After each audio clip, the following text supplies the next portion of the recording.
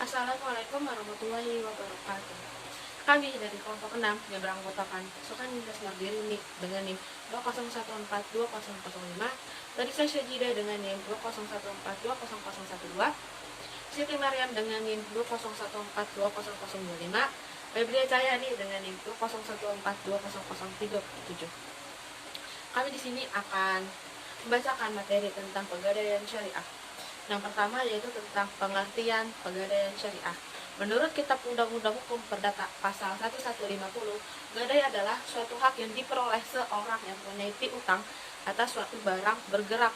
Barang bergerak tersebut diserahkan kepada orang yang berpiutang oleh seorang yang mempunyai utang atau oleh orang lain atas nama orang yang mempunyai utang. Seorang yang berutang tersebut memberikan kekuasaan kepada orang yang memberi utang untuk menggunakan barang bergerak yang telah diserahkan untuk melunasi utang apabila pihak yang berutang tidak dapat memenuhi kewajibannya pada jatuh tempo. Materi kedua yaitu tentang sejarah pegadaian syariah. Awal terbentuknya gadai syariah yaitu PT Pegadaian. Lalu PT Pegadaian bekerja sama dengan PT Bank Muamalat Indonesia atau BMI. Lalu hasil dari kerjasamanya itu terbentuklah Unit Layanan Gadai Syariah atau ULGS. Lalu kemudian pada tanggal 14 Januari 2003 secara resmi dibentuk Pegadaian Syariah dengan nama Unit Layanan Gadai Syariah untuk operasionalnya dan redaksi PT Pegadaian Unit Layanan Gadai Syariah. Materi selanjutnya akan dibacakan oleh Siti Maryam. Baik, terima kasih kepada moderator. Saya Siti Maryam dengan NIM 2014-225 akan menjelaskan landasan hukum, syarat serta rukun dari Pegadaian Syariah. Yang pertama yaitu Al-Quran. Terdapat dalam Quran Surat Al-Baqarah ayat 283 yang artinya, jika kamu dalam perjalanan dan kamu melaksanakan muamalah tidak secara tunai, sedang kamu tidak memperoleh seorang penulis, maka hendaklah ada barang tanggungan yang dapat dijadikan sebagai pegangan oleh yang memutangkannya. Tetapi jika sebagian kamu mempercayai sebagian yang lain, maka hendaklah yang dipercaya itu menunaikan amanat utangnya, dan hendaklah ia bertakwa kepada Allah Subhanahu wa Ta'ala. Kemudian yang kedua yaitu Al-Hadis. Dari Anas radhiyallahu anhu berkata, Rasulullah Shallallahu alaihi wasallam menggadaikan baju besinya kepada seorang Yahudi di Madinah dan mengambil darinya gandum untuk keluarga beliau. Hadis riwayat Bukhari, Ahmad, Nasai, dan Ibnu Majah. Kemudian yang ketiga yaitu ijtihad ulama.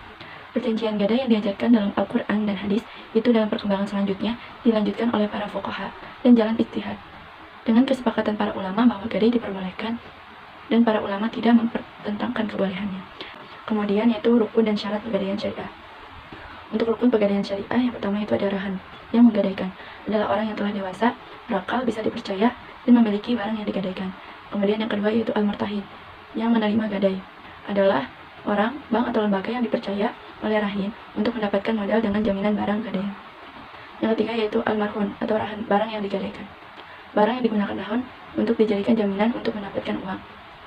Kemudian yang keempat yaitu al-marhun bih atau utang, sejumlah dana yang diberikan murtahin kepada rahan atas dasar besar tafsiran marhun. Kemudian yang kelima yaitu sigot, ijab, dan kabul, kesepakatan antara rahin dan murtahin dalam melakukan transaksi gadai. Selanjutnya yaitu syarat pegadaian syariah. Yang pertama yaitu adanya rahan dan murtahin. Yang keduanya ini harus mengikuti syarat-syarat kemampuan yaitu berakal sehat serta seseorang ini dapat melakukan transaksi kepemilikan. Kemudian yang kedua yaitu sigot ini tidak boleh terikat dengan syarat tertentu. Yang ketiga yaitu marhun bih atau utang. Utangnya ini merupakan hak yang wajib diberikan atau diserahkan, kemudian bisa dikuantifikasi atau dapat dihitung. Yang keempat yaitu marhun atau barang. Barangnya ini menurut Imam Syafi'i harus memiliki 3 kriteria, yaitu yang pertama berupa uang, yang kedua yaitu bersifat tetap, yang ketiga yaitu barangnya itu tidak dalam proses penantian atau tidak menjadi wajib seperti gadai dalam hibah. Baik, saya Febria Cahyani dengan NIM 201420037 akan menjelaskan materi mengenai ketentuan gadai barang. Dalam menggadaikan barang di pegadaian syariah harus memenuhi ketentuan, diantaranya sebagai berikut. Yang pertama, barang yang tidak boleh dijual tidak boleh digadaikan, karena barang yang digadaikan diakui oleh masyarakat memiliki nilai yang bisa dijadikan jaminan. Yang kedua yaitu tidak sah menggadaikan barang rampasan atau barang gosip atau barang yang dipinjam, dan semua barang yang diserahkan kepada orang lain sebagai jaminan. Selanjutnya yaitu akad perjanjian pegadaian syariah. Pada dasarnya pegadaian syariah berjalan di atas 2 transaksi syariah, yaitu yang pertama akad ran. Ran yang dimaksud adalah menahan harta milik si peminjam sebagai jaminan atas pinjaman yang diterimanya. Pihak yang menahan memperoleh jaminan untuk mengambil kembali seluruh atau sebagian piutangnya. Yang kedua yaitu akad ijaroh, yaitu akad pemindahan hak guna atas barang atau jasa melalui pembayaran upah sewa, tanpa diikuti dengan pemindahan kepemilikan atas barang itu sendiri. Melalui akad ini dimungkinkan bagi pegadaian untuk menarik sewa atau penyimpanan barang bergerak milik nasabah yang telah melakukan akad. Selanjutnya yaitu aspek pendirian pegadaian syariah. Yang pertama ada aspek legalitas. Peraturan Pemerintah Nomor 10 Tahun 1990 tentang berdirinya lembaga gadai yang berubah dari bentuk perusahaan umum pegadaian, Pasal 3 ayat 1A menyebutkan bahwa Perum Pegadaian adalah badan usaha tunggal yang diberi wewenang untuk menyalurkan uang pinjaman atas dasar hukum gadai. Yang kedua ada aspek permodalan. Modal untuk menjalankan perusahaan pegadaian adalah cukup besar, karena selain diperlukan untuk dipinjamkan kepada nasabah, juga diperlukan investasi untuk penyimpanan barang gadai. Permodalan pada sistem syariah bisa diperoleh dengan sistem bagi hasil seperti pengumpulan dana dari berbagai orang atau dengan mencari sumber dana. Yang ketiga, aspek sumber daya manusia. Keberlangsungan pegadaian syariah sangat ditentukan oleh kemampuan sumber daya manusia atau SDM-nya. SDM pegadaian harus memahami filosofi gadai dan sistem operasionalisasi gadai syariah. SDM selain mampu menangani masalah taksiran barang gadai, juga menentukan instrumen pembagian laba rugi atau jual beli, menangani masalah-masalah yang dihadapi nasabah yang berhubungan penggunaan uang gadai, juga berperan aktif dalam syiar Islam di mana penggunaan itu berada. Yang keempat yaitu aspek kelembagaan. Sifat kelembagaan mempengaruhi keefektifan sebuah perusahaan gadai dapat bertahan. Sebuah lembaga yang relatif belum banyak dikenal masyarakat, Pegadaian Syariah perlu mensosialisasikan posisinya sebagai lembaga berbeda dengan gadai konvensional. Yang kelima yaitu aspek sistem dan prosedur. Sistem dan prosedur gadai syariah harus sesuai dengan prinsip-prinsip syariah, di mana keberadaannya menekankan akan pentingnya gadai syariah. Yang terakhir yaitu aspek pengawasan. Untuk menjaga agar jangan sampai gadai syariah menyalahi prinsip syariah, maka gadai syariah harus diawasi oleh Dewan Pengawas Syariah. Dewan Pengawas Syariah bertugas mengawasi operasionalisasi gadai syariah supaya sesuai dengan prinsip-prinsip syariah. Tentang persamaan dan perbedaan pegadaian syariah dan pegadaian konvensional.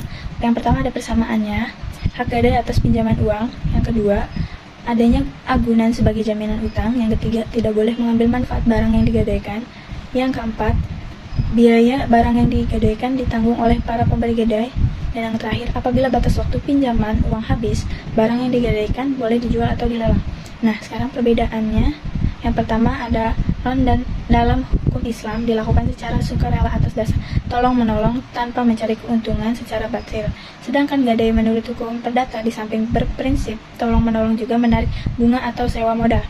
Yang kedua, dalam hukum perdata hak gadai hanya berlaku hanya pada benda yang bergerak. Sedangkan dalam hukum Islam ron pada seluruh benda baik yang harus bergerak maupun yang tidak bergerak. Dan yang terakhir, dalam ron tidak ada istilah. Saya akan membacakan materi tentang kendala dan strategi pegadaian syariah.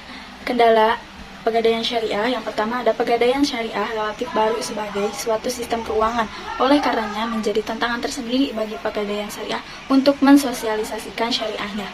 Yang kedua, kebijakan pemerintah tentang gadai syariah belum sepenuhnya akomodatif terhadap keberadaan pegadaian syariah.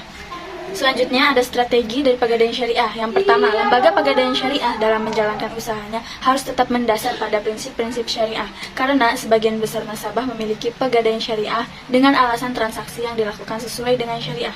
Yang kedua, sesuai dengan moto pegadaian syariah, mengatasi masalah tanpa masalah, maka diharapkan pegadaian juga mampu melayani kebutuhan masyarakat dengan cepat dan dengan persyaratan yang mudah, sehingga dapat menjadi andalan bagi masyarakat di samping variabel biaya yang terjangkau bagi masyarakat.